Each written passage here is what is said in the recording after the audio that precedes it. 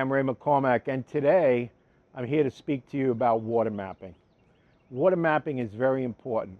It tells us what our water is doing once it strikes the surface. Now, this comes from the UL Fire Safety Research Institute. They did a small study on water mapping as part of the larger interior-exterior fire stream study. This is very important. The fire service had not looked at what our water was doing when it impacted a ceiling. And what it does typically is the stream angle, they usually want it up steep. Now what does that do? It provides water over most of the room's surfaces. The water, when it hits the ceiling, does not bounce down at an angle that we saw in old textbooks. That does not happen. It attaches itself to that surface and rides it until it hits a horizontal barrier, and then it falls to the ground. This tells us a lot. One of the other things it does, it typically fans out on both sides. This gets the sidewalls wet. This is important for us to know because when we shoot a stream into a room, we want to know what the characteristics of that water coverage actually are.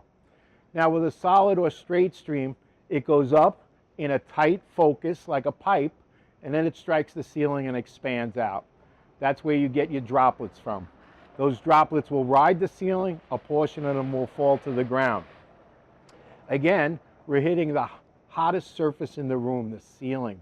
We're cooling those gases, we're contracting those gases. One of the differences with the blade stream is that it starts off as a triangle going up. Before it hits the ceiling, it's wider than a standard stream. It's wider than a pipe. Imagine a broom. Shooting a handle is your straight or solid stream. The bottom, where we brush away the debris, is nice and wide. That's the same effect you get with the blade stream. So it goes up, it's capturing gases in a multiplier you won't find with a solid stream. It strikes the ceiling in a wider space, and it also spreads out.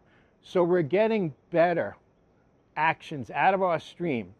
Same amount of effort, but the blade, it's just a force multiplier. And what it does, the sooner and quicker you contract those gases, the less steam you create.